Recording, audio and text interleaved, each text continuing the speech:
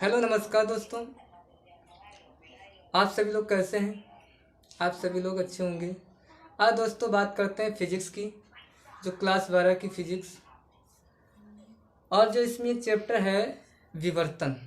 आज विवर्तन के बारे में बात करेंगे। जो विवर्तन है, विवर्तन होता क्या है, विवर्तन के बारे में। विवर्तन जो होता है दोस्तों, ये विवर्तन हमारा यानी कह सकते हैं कि जब कोई प्रकाश की किरण किसी चमकीली सतह या धारदार सतह पर आपतित होती है तो अपने मार्ग से विचलित हो जाती है। इस विचलित होने की ही घटना को प्रकाश का विवर्तन कहते हैं। विवर्तन दो प्रकार का होता है।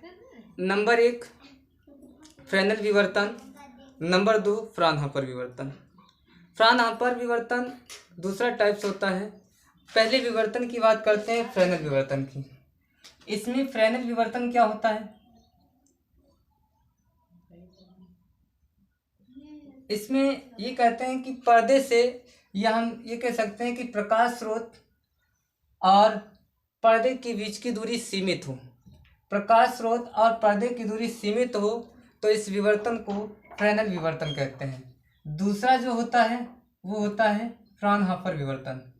फ्राउनहोफर विवर्तन, इसमें क्या होता है, पर्दे यानी पर्दे की दूरी और प्रकाश या प्रकाश स्रोत की दूरी, प्रकाश स्रोत से पर्दे की दूरी अनंत हो जब, तो उससे हम बोलते हैं फ्राउनहोफर विवर्तन। यानी फ्रेनेल विवर्तन में क्या होता है, यानी प्रकाश स्रोत और पर्दे की दूरी सीमित हो तो फ्रेनेल विवर्तन होता है, और फ्राउनहोफर में प्रकाश स्रोत और पर्दे की दूरी अनंत हो, उसे फ्राउनहोफर विवर्तन कहते हैं। अब इसमें एक यानी इस चैप्टर में एक दिया गया है एकल झिर्री के द्वारा प्रकाश का विवर्तन। ये हमारे बोर्ड एग्जाम में बहुत ज़्यादा पूछा जाता है। और आज देखते हैं एकल झिर्री के द्वारा प्रकाश का विवर्तन।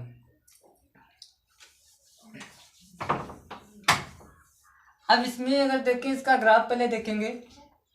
एक उत्तल लेंस है और यहाँ पे दो चमकीली धारदार सतह हैं, चमकीली धारदार या नुकीली कह सकते हैं।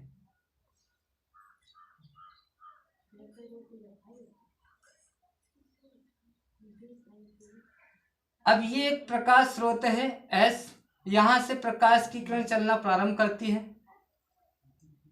जैसे ही इस लेंस से टकराती है वैसे ही समांतर आती है प्रकाश की किरणें। प्रकाश की किरणें जो हैं समांतर आती हैं, लेकिन इधर क्या है, प्रकाश, या हम कह सकते हैं स्लिट हैं, दो धारदार या स्लिट कह सकते हैं।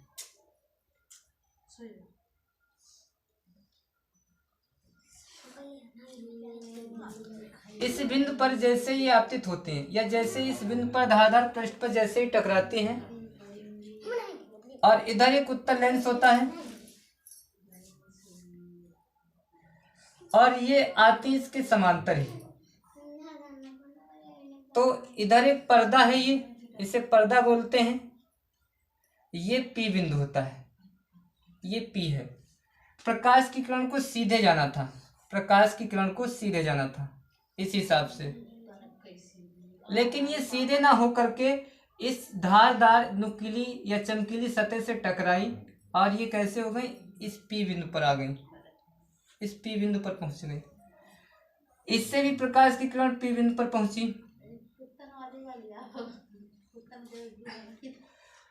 अब यहाँ पे लंब इसका ये बनेगा और ये दूरी जो होगी ए होगी, ए मान सकते हैं या ई मान सकते हैं, स्लिट की दूरी। इसका नाम ए दे दिया, ये नाम बी दे दिया। ये जो एंगल बनेगा 90 अंश बनेगा क्योंकि लंब है इस पर, इसका नाम एम दे दिया। ये थीटा एंगल है तो ये भी हमारा थीटा होगा। अब ये कहते हैं कि ये लेंस जो L1 है इसका नाम L1, ये L2 है। ये प्रकाश स्रोत से जब कोई प्रकाश की किरण चली, जैसे ही उत्तल लेंस के पृष्ठ पर आपतित हुई और ये आपतित होकर ये धारदार नुकीली तल से जैसे ही टकराई, लेकिन इस प्रकाश स्रोत यानी प्रकाश की किरण को जाना था इस O बिंदु पर, ये O बिंदु पर ना पहुंच पाई, क्योंकि इस धारदार नुकीली तल से जैसे ही टकराई तो वो क्या हो गई भैया, अपने मार्ग से विचलित हो गई, इस P बिंदु पर पहुंच गई। इस O बिंदु पर हमें तीव्रता जो मिलती है अधिकतम मिलती है, लेकिन अन्य बिंदु पर हमें ये न्यूनतम तीव्रता मिलेगी। अब हमें निकालना क्या है, ये तो इसका पथांतर हो गया, यानी A से P बिंदु पर P बिंदु, लेकिन B से P बिंदु पर BM दूरी ज्यादा चल गई, तो BM जो होगा वो पथांतर होगा। BM यहाँ पे क्या होगा, पथांतर होगा। हमें निकालना क्या है, यहाँ पर हमें निकालना है, यानी ये तो BM पथांतर हो गया निम्निष्ट के लिए, यानी इन निम्निष्ट बिंदुओं के लिए हमें निकालनी है, निम्निष्ट बिंदु निकालना है, और O पर उच्चिष्ट बिंदु निकालना पड़ेगा। तो पहले हम निम्निष्ट बिंदु के लिए निकाल लेते हैं, निम्निष्ट बिंदु। तो BM जो हुआ पथांतर हुआ, तो निम्निष्ट बिंदु के लिए पथांतर कितना होगा, निम्निष्ट बिंदु के लिए पथांतर, बिंदु के लिए पथांतर यानी BM बराबर m लैम्डा। तो m बराबर यहाँ पे कितना होगा, 1 होगा, 2 होगा, 3 होगा, 4, ऐसे अनंत तक की होगा। यानी हमारा जो BM हुआ ये पथांतर हुआ। हमें निम्निष्ट बिंदु के लिए पथांतर बताना है, तो निम्निष्ट के लिए पथांतर कितना हो जाएगा, BM बराबर m लैम्डा। m बराबर कितना, 1 2 3 4 हो सकता है, लेकिन यहाँ पे कितना, ये त्रिभुज ABM, यानी ये 90 अंश है तो AMB बनेगा, त्रिभुज AMB। तो ये त्रिभुज AMB, तो यहाँ पे ये 90 अंश है, तो यहाँ पे साइन एंगल कितना आ जाएगा, साइन थीटा। साइन थीटा जो आएगा वो हमारा आ जाएगा BM अपान AB, BM अपान AB। अब यहाँ पे मान रखते हैं BM बराबर कितना, AB साइन थीटा।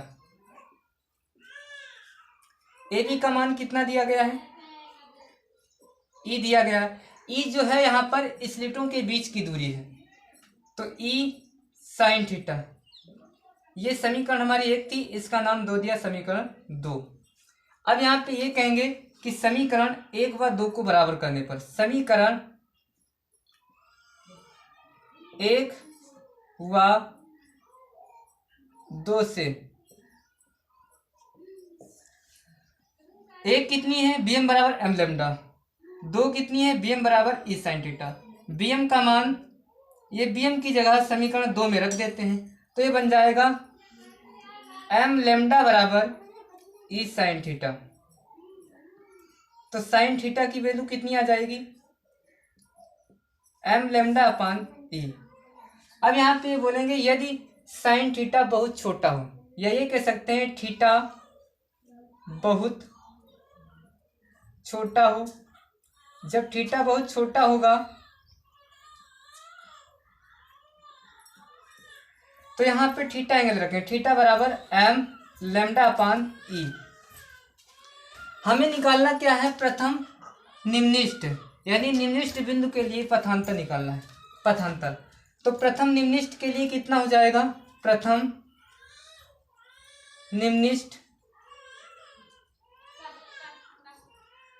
निम्निष्ट यानी m बराबर 1 2 3 ऐसे बिंदु रखते जाएंगे, तो हमें कितना प्राप्त होगा। यहाँ पे देखो, अगर m बराबर पहले 1 रखा, m बराबर कितना 1, तो ये कितना आ जाएगा, थीटा बराबर,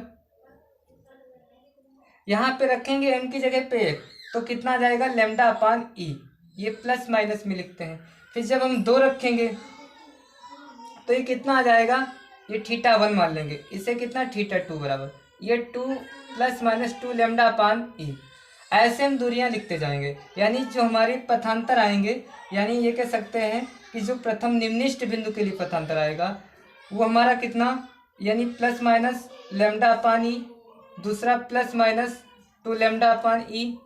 ऐसे हमारे बिंदु निकलते रहेंगे। अब हमें निकालना क्या है, उच्चिष्ट बिंदु के लिए पथांतर। उच्चिष्ट बिंदु के लिए पथांतर निकालेंगे। तो जो लोग नोट्स करना चाहें इसे नोट कर लें, और फिर हम उच्चिष्ट बिंदु के लिए निकालते हैं।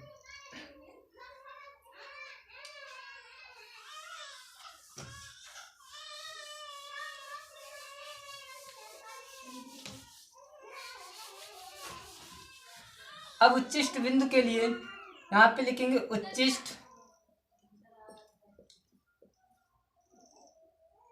बिंदु के लिए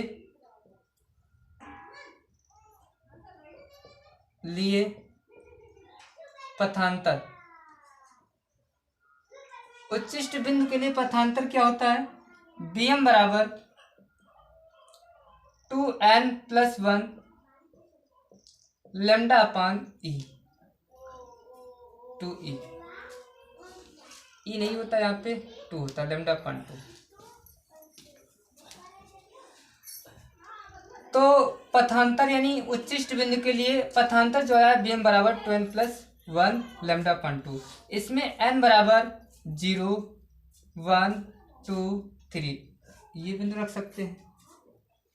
अब यहाँ पे निकालना क्या है, अब निकालेंगे उच्चिष्ट बिंदु के लिए पथांतर। तो त्रिभुज AMB, तो साइन थीटा बराबर कितना आएगा, Bm अपान AB।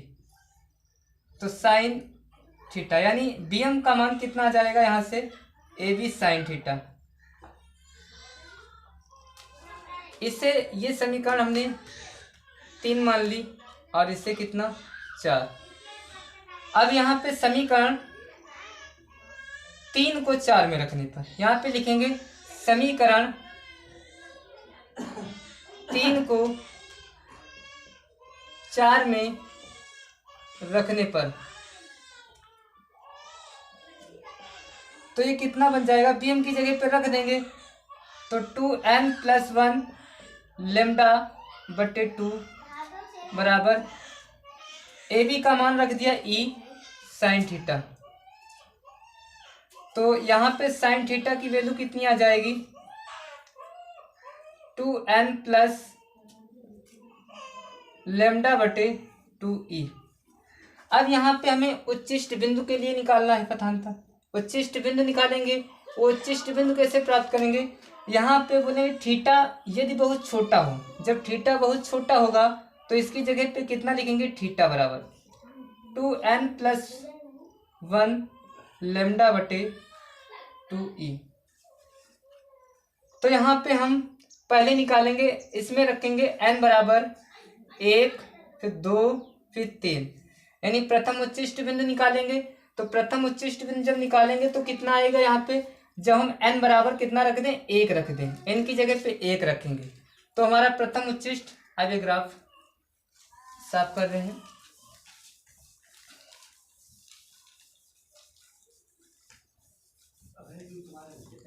तो यहाँ पे प्रथम उच्चिष्ट बिंदु निकालेंगे तो थीटा बराबर यानी θ1 बराबर कितना आ जाएगा, n की जगह पे 1 रखेंगे, 2 गुणे 1 प्लस 1 बटे में कितना 2e, और इंटू में कितना दिया गया लैम्डा। तो ये कितना आ जाएगा भैया, यानी 3 लैम्डा बटे कितना 2e। अब θ2 निकालेंगे, n बराबर कितना 2 रखेंगे। दूसरा बिंदु कैसे उच्चिष्ट के लिए प्राप्त करेंगे, n की जगह पे कितना 2 रख दो, तो 2 दूना 4, 1 5, तो 5 लैम्डा बटे 2e। ये जो बिंदु लिखेंगे प्लस माइनस में लिखेंगे, प्लस माइनस में।